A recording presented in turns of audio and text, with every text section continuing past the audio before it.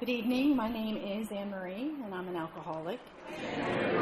My sobriety date is March 26, 2020. My home group is Change or Die. I have a sponsor, and her name is Jane. This is a reading from the foreword to the second edition of the Big Book, Alcoholics Anonymous, page XX. At present, our membership is pyramiding at the rate of about 20% a year. So far, upon the total problem of several million actual and potential alcoholics in the world, we have made only a scratch. In all probability, we shall never be able to touch more than a fair fraction of the alcohol problem in all its ramifications. Upon therapy for the alcoholic himself, we surely have no monopoly. Yet it is our great hope that all those who have as yet found no answer may begin to find one in the pages of this book, and will presently join us on the high road to a new freedom. Speaking on identification and the origins of AA, and step 1 is Bob G. from Las Vegas, Nevada.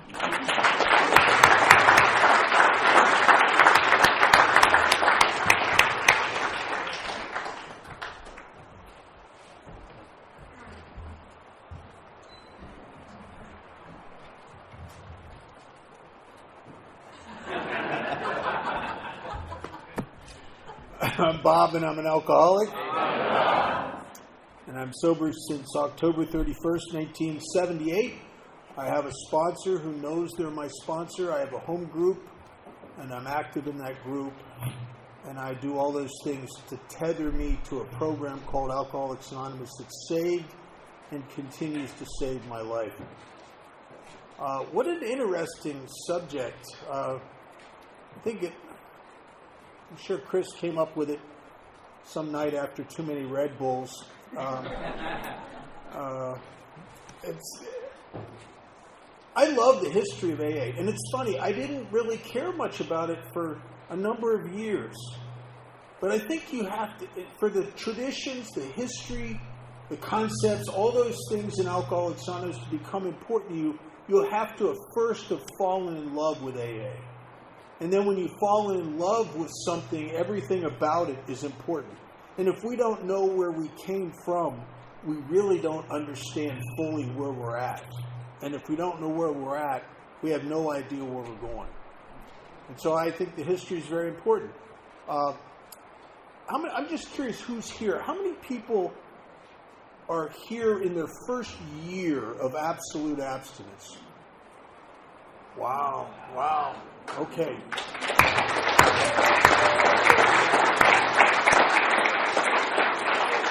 Cool. How about first 30 days? No one?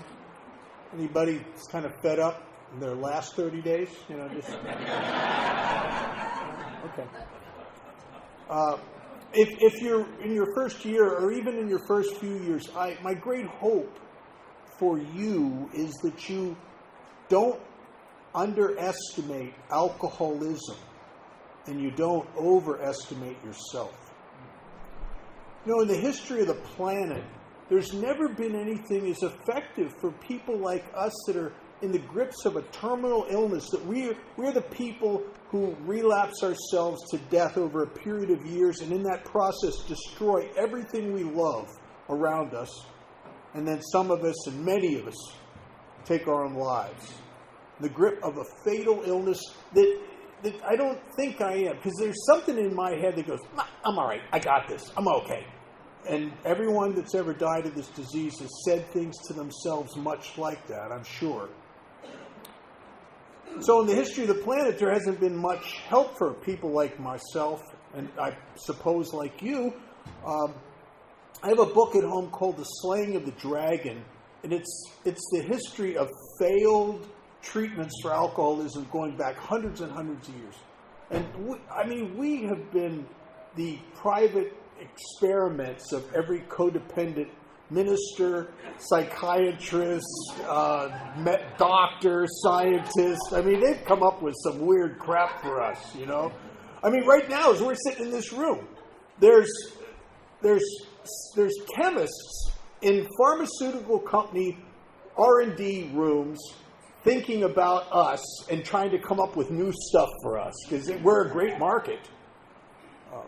In medieval days, times, they tortured us because they believed, and I get it, they believed that we were possessed by demons. And they wanted to torture the demons out of us. They burned us at the stake because they thought we were possessed. They cut holes in our skulls to let the demons out. If you ever go to Bermuda in the town square, there's these two things, one for men and one for women that they did for alcoholics. And there's a dunking chair that they put the women in, and they would dunk them over the side into the ocean and hold them under the water. And when they finally brought them up, if they lived, they thought that surely will knock this desire to drink out of them. And you know what that does. It just, you want to go get drunk right away. I mean, and then they had a thing where they put your head in these stocks, like in your arms through there. And then they didn't have indoor plumbing. So every person had a pee pot underneath their bed that they would use during the night, and people would come out in the morning and throw that stuff in your face, thinking that would disgust you into not drinking. It would just make me thirsty. They tried a lot of things. In Russia, I was over there one time, and a guy came up to me. I was doing this workshop, and we were using translators, and we had an Al-Anon translator, this woman in Al-Anon, and an alcoholic translator, a guy in AA, and they both were pretty bilingual, pretty good both languages, and I don't speak Russian, so a guy comes up to me at one of the breaks, and he wants to talk to me. So we had to grab a translator. So I grabbed the Al-Anon translator.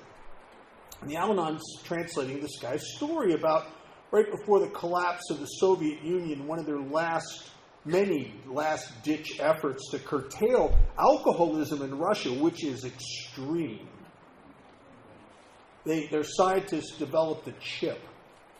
And they would surgically implant the chip into the muscle tissue in the middle of your back, and if you drank, it detected the alcohol in your blood system and released a toxin into your blood that must have been like some sort of super antabuse. I mean, it wasn't designed to kill you, but I guess if you were in bad shape, it was possible. But it was designed to make you wish you were dead for a while, right? Make you miserable. And as the guy's telling me the story through the Al-Anon translator, he turns around and he pulls up his shirt tail and he shows us this ugly scar in the middle of his back. And he tells us through the Al-Anon translator that after a year or so of no relief, a year or so of not being able to drink, he begged his best friend to take a kitchen knife and cut the chip out of him so he could get drunk. Now, let me tell you something. You should have seen the face of the Al-Anon translator. Oh my God. She was horrified by that story. I, on the other hand, was horrified that he had to wait a year. Because I know what it's like to not drink and suffer from chronic alcoholism. And that's the thing that's confused people in medicine and religion and judicial systems and families. Especially if you're not an alcoholic. You don't understand why these people, my God, you get it. Look what you've done. My parents, after getting me out of jail, after all these problems, and when I would be swearing to them and meaning it, I'm never going to drink again, they and me also would be baffled when I'd be back to drinking again. How does that happen? What's wrong with me? Because it looks like a drinking problem, but alcoholism is much more extreme and much more deadly. Because alcoholism is the only disease I know of that if you have it, chronic alcoholism, it uses your own mind against you. And it talks to you. And it talks to you, and you don't know. You think it's you because it's using your voice. It talks to you in your head.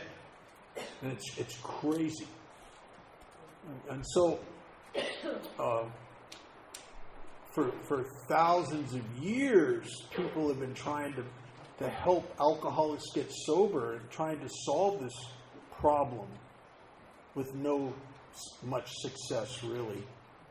There's more people sober probably in this room tonight, where there's more years of sobriety in this room tonight than was probably present of real chronic alcoholics on the whole planet prior to the early 1930s. It's amazing that we're here. Amazing.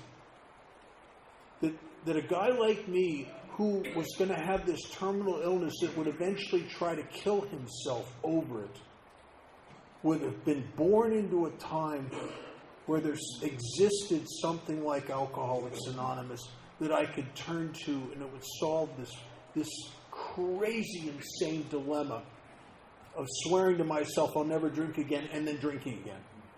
And then swearing to myself again that I'll never drink again, and drinking again. I feel very fortunate at times that I've born into this little, because in the history of alcoholism, these 80 some years that we've been in existence wouldn't even be a dot on the spectrum of time that alcoholism has plagued the planet. And here we are. How lucky are we? And I love the history of how AA came together. It's, there was this endless series of coincidences that brought us to the place where Dr. Bob got sober. And I had a friend who used to say, coincidences it's miracles where God wants to remain anonymous. Right? And in December 11th, 1934, this washed-up guy who hasn't worked in a long time, named Bill Wilson, went back again, and it wasn't. I think it was his third time back into Towns Hospital, and the doctor there had told his wife that, we'll detox him, but we don't think there's much hope for him. That he's an alcoholic of the hopeless variety, and he better get his act together, or he's gonna die of this disease, and maybe he needs a bodyguard to make sure he doesn't drink or something. But we don't have much hope for him. And in that hospital, he had one of his friends came to visit him, and they had a conversation that brought him, and it was kind of like a little mini version of the Oxford group view of the. It wasn't 12 steps; they had like a few steps that they did back in those days, and Bill Wilson had this amazing experience, an experience that was not unheard of. And the first book that Bill read sober was by a guy named William James. William James is a big piece of why we're here. And in this book by William James called Varieties of Religious Experience, James talked about something that was never been looked at closely before. James had a very scientific mind. And so James wanted to study people who had born-again conversion experiences, and they occur in alcoholics. And he's looking primarily at alcoholics over the years who were going to die. They were desperate, hopeless cases, and they'd have this religious experience. And all of a sudden, there'd be a transformation occur inside them, and they would stop drinking, and they'd be good for a while. And James realized that the commonality in people who had this experiences was two things. One is you never had that born-again experience when you were doing well. It's never like you just got a raise, your family loves you, everybody's happy with you, and you're going to seek God. It's never like that. It's usually when you're crushed, as it says in our book, crushed, you're broken, you're demoralized, you hate yourself, you feel hopeless, and that is often the bedrock that these experiences would occur. And Wilson had just had that experience in Towns Hospital. And then James noticed something else that these experiences often had in common, is that they were transitory experiences, which means, and we know this personally, we've watched it in AA, that in time, that spiritual experience evaporates and the old personality returns and people drink again. I remember one time I was doing a workshop on step 2, and just on impulse, I just asked, there's about 100 people in the room, and I just asked on impulse, how many people here in this room have ever had an epiphany, born-again experience, and then drank again after that experience? And a whole bunch of hands went up, probably a third of the room. See, we know that. And when Wilson, I suspect, and I don't know the mind of Bill Wilson, but I suspect that when Wilson realized that how often this experience that he brought him out of the woods, that he gave him hope and gave Silkworth hope. Silkworth, when he told Silkworth about Silkworth, says, I don't know what happened to you, but you better hang on to it. And now he read William James and he's afraid maybe he can't. Maybe he's going to be one of those guys that it's going to evaporate. And as Harry Thibault talked about after we had this ego reduction at depth, he talks about the amazing recuperative powers of the alcoholic ego. The thing that's making you sick comes back. And it comes back. And so Wilson read that, and he laid in his hospital room, in the hospital bed, sometime after that experience, that spiritual experience, and had another spiritual experience, which I think is the real spiritual experience. It wasn't the flash in the pan. Wilson laid in his bed in a detox. Now picture this. You've ruined your life again. Everybody's turned away from you. You can't get a job. His poor wife is working in a department store, trying to keep a roof over their head. Every area of his life, every direction looks hostile and problematic to him. Consumed with problems. Okay? Got that? Now he's laying there in that condition. As I've been in many detoxes like that. And he's laying there and a thought came to him. Now, ask yourself if this thought would have come to you in that position. The thought came to him, I bet you there's hundreds, if not thousands, of alcoholics out there I could help. Where did that come from? I mean, can't even imagine laying in a detox. You've burnt your life to the ground. Every single quadrant of your life is problematic, and you're sitting there thinking about helping others. I just don't even get that, right? That might have been the real spiritual experience. Because that's the thing with all of James's cases where the ego returned and the spiritual experience evaporated, they never followed him up with actions, especially altruistic actions. And so Wilson got out of Towns Hospital on December 15th, 1934. And from December 15th, 1934 until May 10th of 1935, 5 days less than 5 full months. The estimates are that Bill Wilson worked with 96 failures.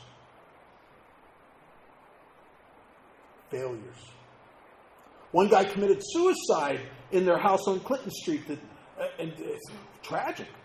Another guy had stolen Bill's one suit that he used for job interviews and tried to get gin for it. Another guy stole a coffee pot and tried to get money for that. And he never stopped. And no one got sober. And when he was about ready to give up, when he felt so, I get this, he felt so guilty because his wife, who had been a debutante, was supporting him. Matter of fact, the house they lived in was her family's house. And he hasn't worked or produced a dime in several years. And I'm sure that was crushing his pride. And he finally said to her after about 95 or 4 failures, he said, maybe Lois, maybe I was wrong. I thought I had something. I really thought I had something and I could transmit it to people and I could do some good here. But evidently I was wrong. No one stayed sober. And then Lois said the iconic response to that just changed the world.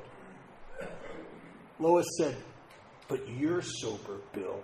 And it's like, oh yeah. Oh yeah.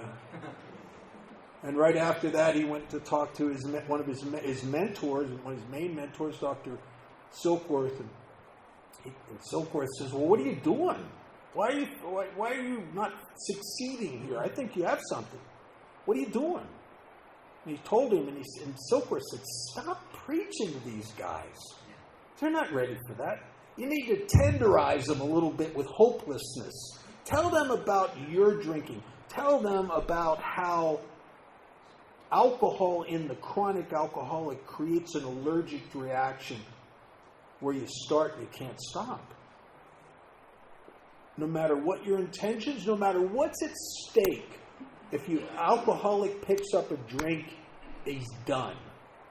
Tell them about that. And then tell them about your failures at trying to stay sober. Tell them about the times, the other hospitals, other detoxes. Tell them about the times you swore. Tell them about Lois's Bible. And if you've ever been up to Stepping Stones, there's Lois's Bibles there, and in the inside cover there's a page of Bill Wilson signing promises and dating the promises he'll never drink again. I mean, there's a whole bunch.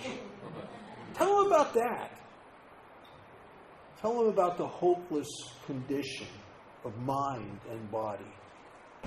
And Bill, right after that, he had this opportunity to get out from under. This opportunity to take some of the pressure off of Lois. This opportunity to step up and be a husband and start to be supporting. That he could go to Akron, and he was involved. He was asked by some people that they were giving him a chance to be in a proxy fight. And he went there and it fell apart. Fell apart. He failed. And I don't know that it was his fault, but it all fell apart.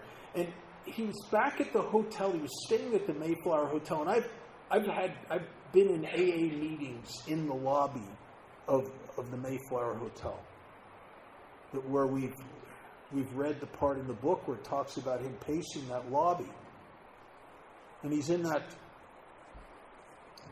lobby, and he doesn't even have enough money to pay his hotel bill. He was betting everything on this proxy fight. I don't even think he has enough money if he skipped out on the hotel bill, to get a train back to New York. He's at the end of his rope. And he's depressed and he's scared.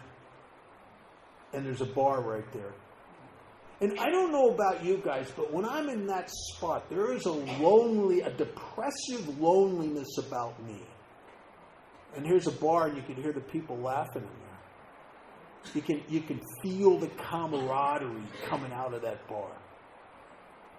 And against the backdrop of my depressive loneliness, that's pretty seductive stuff. And he started to have that conversation with himself in his head. You know that conversation, well, maybe I could just go in there and talk to somebody because I need somebody to talk to. Maybe I could just have a glass of ginger ale. Or maybe I could just have one drink. And the minute he thought one drink, he got panicky. And he went out to the phone in the lobby, the payphone. And next to the payphone was a directory of churches. And he started making phone calls, just hoping that he just kept, all he had one idea. And the idea is, if I could just find a drunk to talk to, maybe I won't have to drink. maybe if I just talk to another guy like me, I won't feel so isolated and so lonely. Whether I can help him or not, I think it'll help me. And he made all these phone calls, nothing. And finally he got to the last one. And this Reverend Tunks said, well, it just so happens that there's a woman in my congregation, Henrietta Seiberling, who had just had an experience with a friend of hers who's a drunk who can't stop drinking. And Tunks hooked Seiberling up with Wilson, and Bill's ready. He's ready to go and see this Dr. Bob right now. Except Dr. Bob, it was Mother's Day. Dr. Bob started drinking. And so he couldn't see Bill at the moment because he was taking a nap under the dining room table. I mean, you gotta like a guy like that, you know? Because I'm a napper, you know what I mean? I pass out, but it's a nap, right? And so they made an appointment to meet at the Seiberling Mansion's gatehouse. And I'm sure there's a lot of people here that have taken that tour that have been there. And Wilson walked all the way there from the Mayflower Hotel. It's a long way. But that's how convicted he was. That's how desperate he was to talk to another drunk. And he met Dr. Bob. And Dr. Bob's son was a very good friend of mine. Came and stayed at my house for about a week. And he was the only person at that time that was alive when this whole thing came together. Matter of fact, Smitty, the son, drove, he sat in the front seat, he drove the car, next to him was his stepsister, Sue Windows, and in the back seat was Bob and Ann, Bob's wife.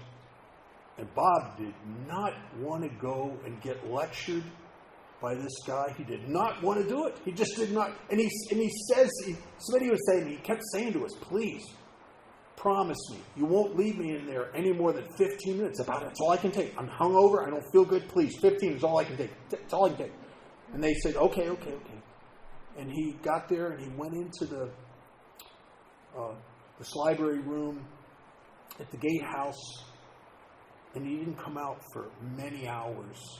And we asked Smitty, but you told your dad you wouldn't let him. He wouldn't have to stay in there more than 15 minutes. How come you didn't pull him out? And Smitty said, we'd heard our dad laugh. And it was the first time in years that we heard him laugh. And I get that because alcoholism, drunk or sober, is a serious business.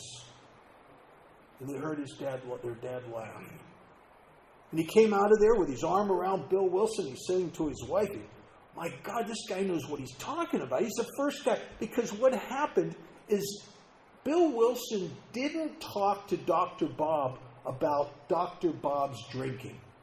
Bill Wilson talked to Dr. Bob about Bill Wilson's drinking. And because he wasn't coming at him, Bob's defense mechanisms were down, and he was listening, and he did that thing that I did in detox the last time when I really listened. I'm sure he started nodding his head. And I imagine that he had the same experience I had, that a lot of us have, where you start to make that connection. My God, I like this guy. And out of the depths of despair and horrible loneliness, an alcohol starts to come out into the light. Because he's starting to connect with someone. And he's starting to know something that this guy knows me. This guy knows stuff about me that I don't even know, but I'm knowing it now because he's talking about it. And he came out with his arm around Bill, and he said, this guy knows what he's talking about. And he said, Bill, why don't you come and stay at our house for a while? And since Bill didn't have the money for the hotel bill or to get back to New York, I'm sure he said something, well, if you insist. That's the way, that's the way I do it. And he came and he lived in Ardmore Street for quite some time. And after Bob was just not even sober but a couple weeks, he got this idea. Now this is typical newcomer thinking. And of course, there's no other stupid newcomer ideas to weigh this against. But he said, I got drunk the other year. I got drunk at the medical convention, the AMA convention. I need to go back there and show them I'm sober. Now, if he would have had a sponsor that was seasoned, his sponsor would have said, "Stop it. You need to get sober first. You're not 3 weeks sober going to go and show the AMA. I mean, you're not." But they didn't have that experience. So he went to Atlantic City on the train, and he was so drunk coming back that he was comatose. They couldn't wake him up. They couldn't to get off the train at Cayuga Falls. He just was out of it. So they carried him, the conductor and somebody else carried him off the train, laid him on the platform. The platform manager or agent knew who he was because he was a doctor in Akron. They called up his office. In his office, this gal that worked for him and worked with him in his office came down and trying to help him. And they finally got him back to Ardmore Street, where they went to bed, and he just was out of it. He was out of it.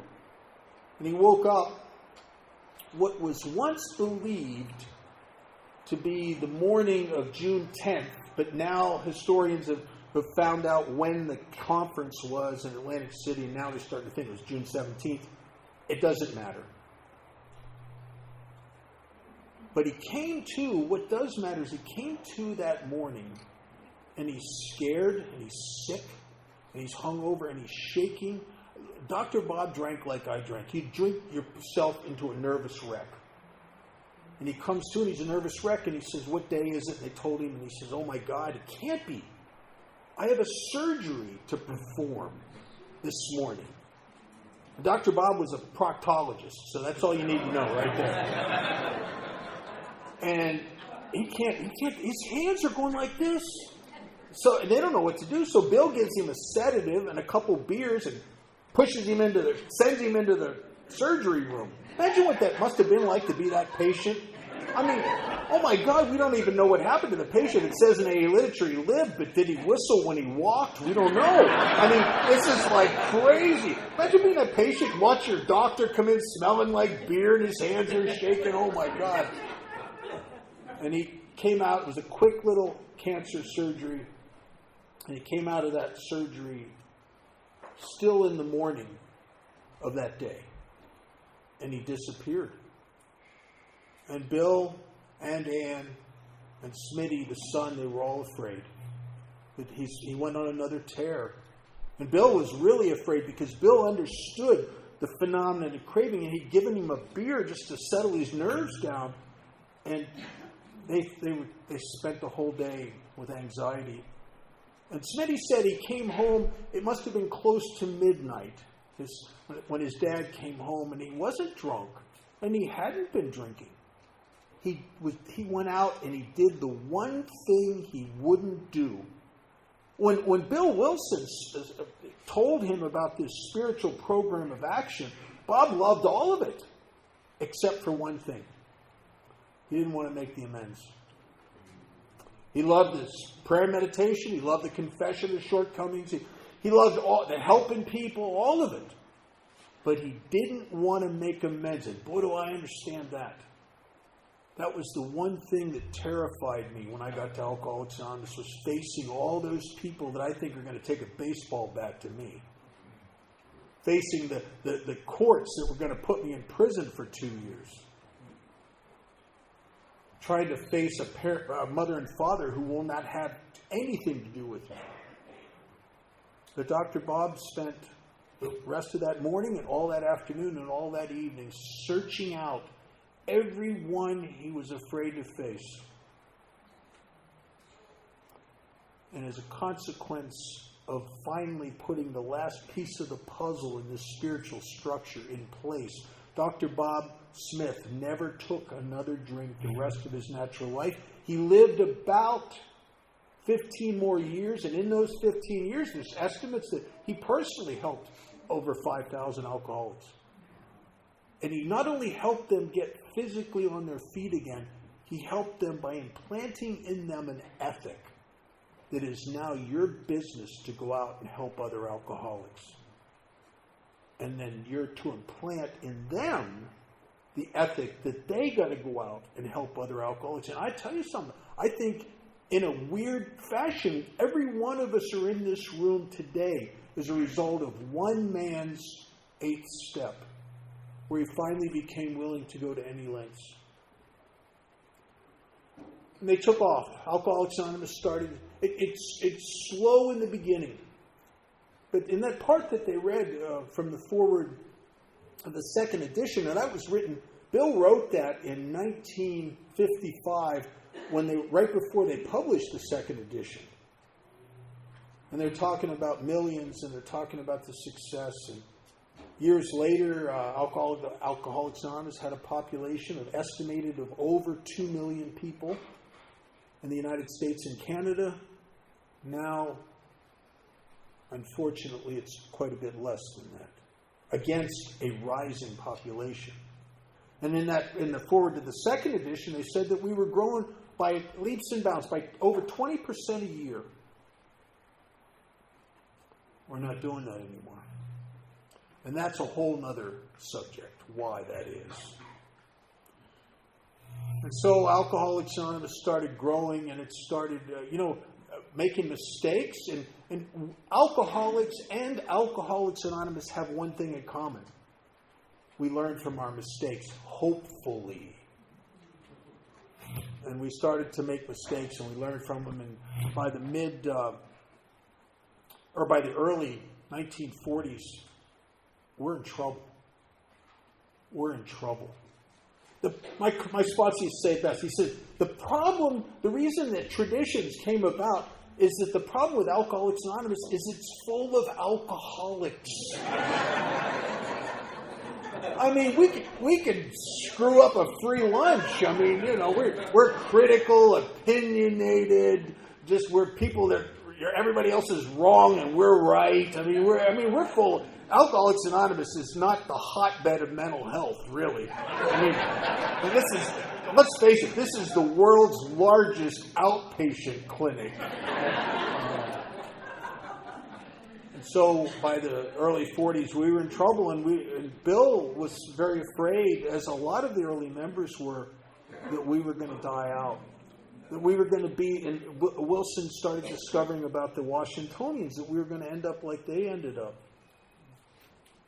I read something about one of the members. The Washingtonians grew so much faster than we grew. And what before Alcoholics Anonymous had even 500 members, the Washingtonians had a couple 100,000, at least 100,000. And that's without phones. That's without all the access and stuff that they had in the 30s. And they never made a decade. Matter of fact, it was about 6 years and they dissolved. And I read this letter from one of the members. It was like maybe 8 or 10 years after the inception of the Washingtonians. And it was a sad letter. He said, I don't know what happened. We were doing so good. There were so many people's lives were being changed. And now it's all gone. And Wilson read about them and decided that, man, we got a very similar problem going on here. And he created the long form of the 12 traditions. And I'm surprised as I go around to meetings all over the world, how many members of Alcoholics Anonymous don't even know about the long form. It was Bill Wilson's original intention. But Bill spent close to 2 years trying to get groups to adopt them. Or even just read them. Just read them. Nobody will read them. They won't even read them. And I know why, because they're long. We used to read them in my old home group. Oh my God, the newcomers would just sit there and they just go on. And their eyes would glaze over. And you'd almost see this expression on their face just like, oh, make it stop. Let's get back to the important stuff that has to do with me. But Wilson wrote these things, the tenets to save Alcoholics Anonymous. And after a couple years of frustration, a guy in Chicago, Earl Treat, did an abbreviated version. And Wilson was reluctant about those, but in frustration and the desperate need to put something in place, he agreed to back the short form written by Earl Treat, and that became really the only version that most of the fellowship even know about is the short form. And Alcoholics Anonymous survived. In 1978, a guy named Bob had been relapsing for over 6 years, almost 7 years. Tried to kill himself because he couldn't go on anymore. And I didn't know what was wrong with me. I mean, I don't think it's alcoholism because I seem to get worse when I get sober. I mean, I understand. I'm not stupid, so I understand that drinking is hurting me. But every time I get sober, I'm depressed, I'm lonely, I don't fit anywhere, I'm full of anxiety, I'm so judgmental, I get uptight, everybody annoys me, so opinionated, so entitled. And I don't do well sober, and what happens? I drink again.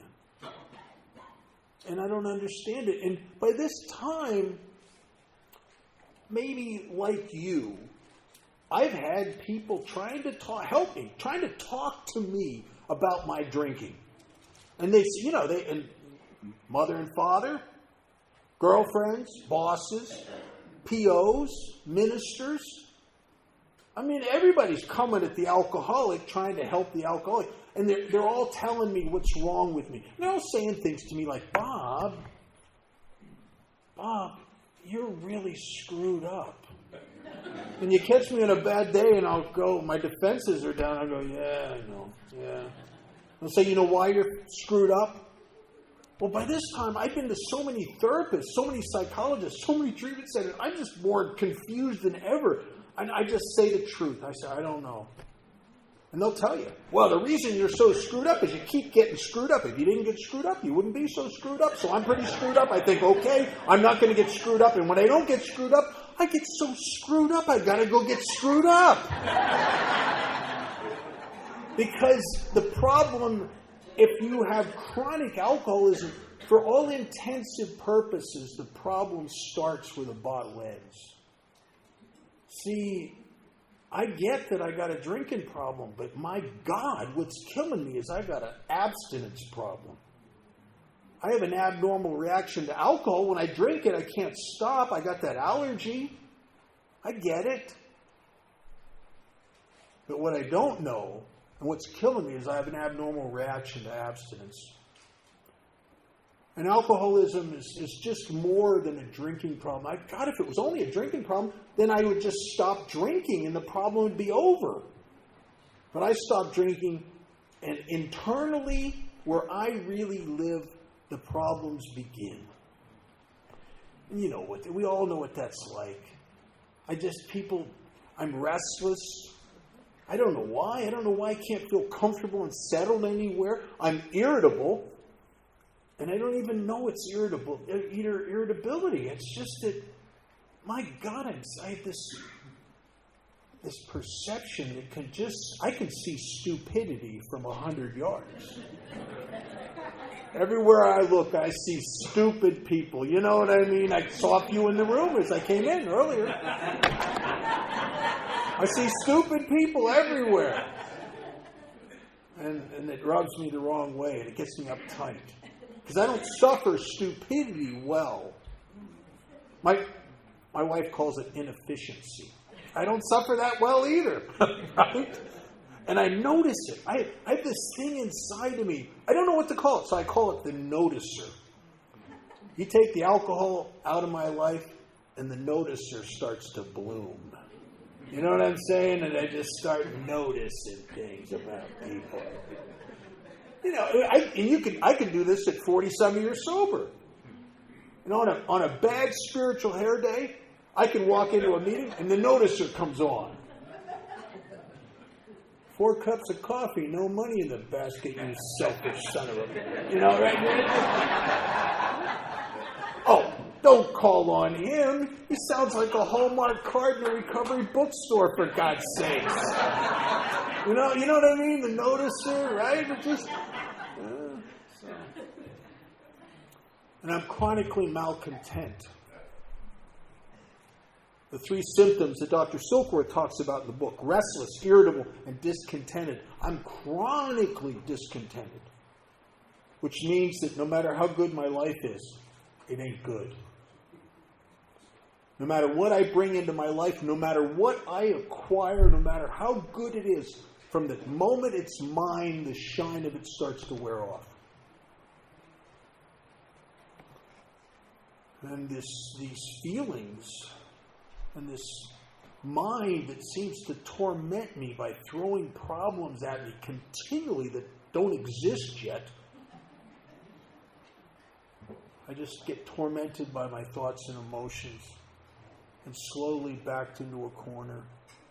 And I get to that place that I need a drink. But my God, I can't drink. I swear to myself I can't drink. I remember one time I was in a recovery house in further up north in northwestern Pennsylvania. And my God, the alcoholism was on me.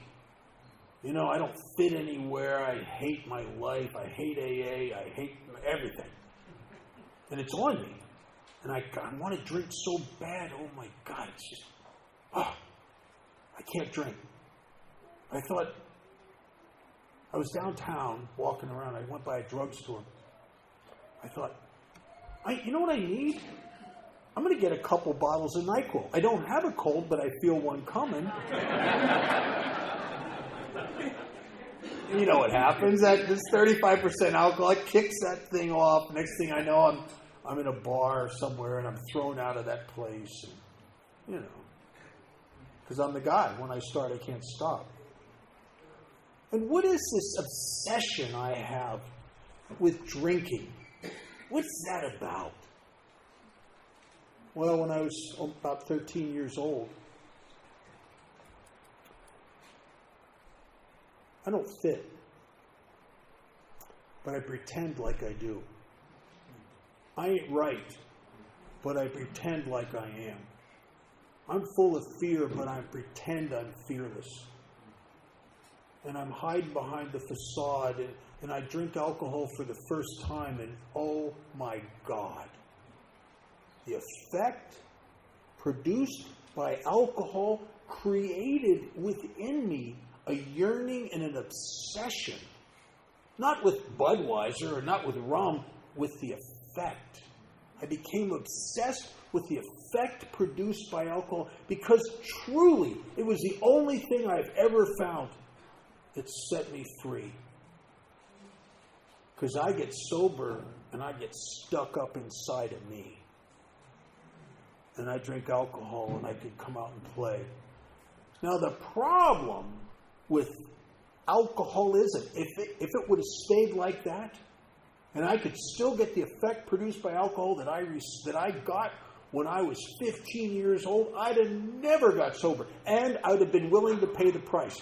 If a genie would have popped out of a bottle the last year I was drinking, and I was drinking that horrible late-stage depressive alcoholism, the genie would have popped out of a bottle and said, Bob, I'll tell you what, I'm going to let you drink and get the effect produced by alcohol that you got when you were 15 years old. I'll give you 6 months of that every year. And then you got to spend the other 6 months in a horrible prison. What do you think? I'd go, sign me up. Yeah, no.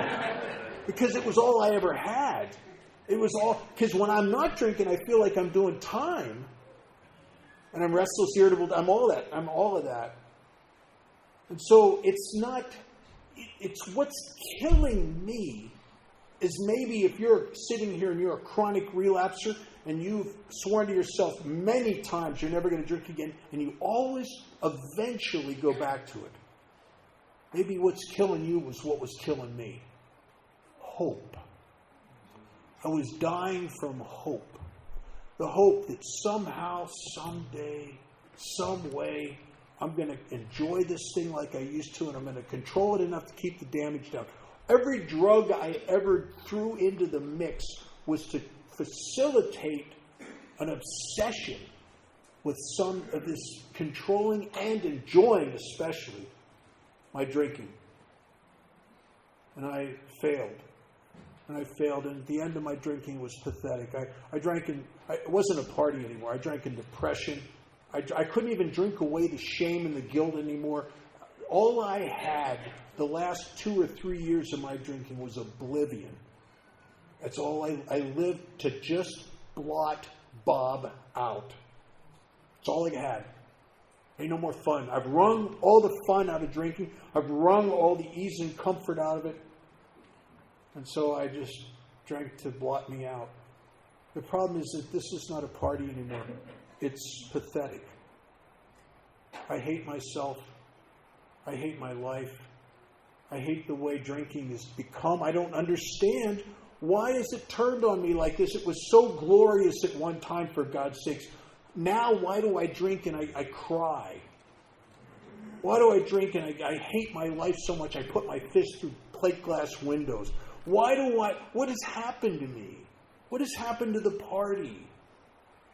And you know, in late stage alcoholism, once alcohol stops doing the magical thing for you and only does the hideous thing to you, I've never known one case of someone who could roll it back to the way it was when you're 15 or 18 years old. I've known thousands that have died trying.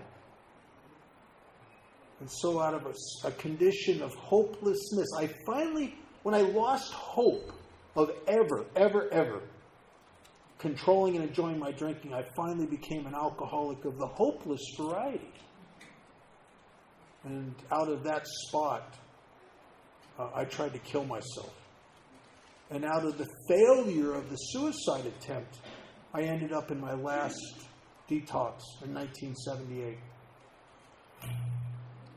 And I'll tell you what I think happened to me. I could never hear you. But prior to 78, I'd been in 100, 150 meetings probably.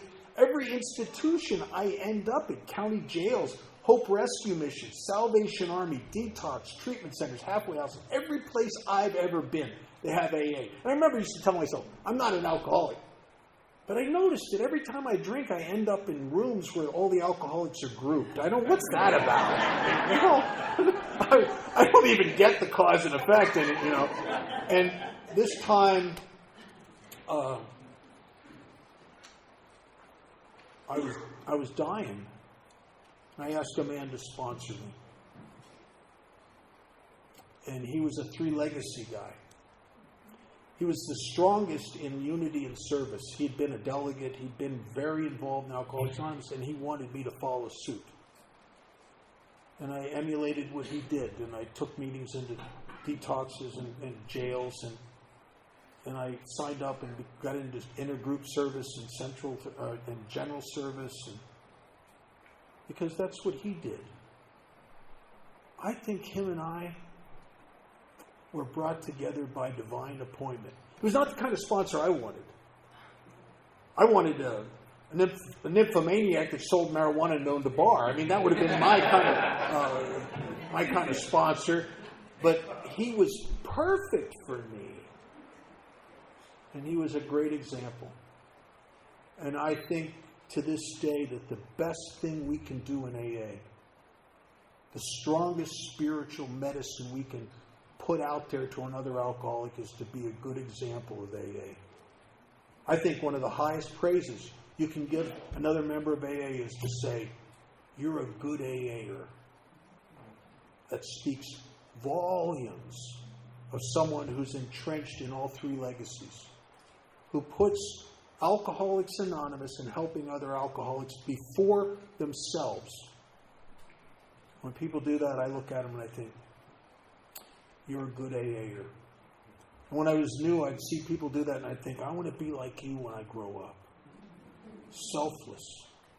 And the selfless people, if you ever notice this, they laugh a lot. And they have a good time here. And I want to be like that, and I strive to be like that. And I think on a lot of days I'm kind of like that. But I keep in the game to stay like that. I don't want to die of alcoholism. I'm eligible. You can never be sober long enough that you're not eligible to drink again. I'm eligible. It's only the actions of Alcoholics Anonymous and the participation in these three legacies of unity, service, and recovery that keep Bob safe and protected from Bob.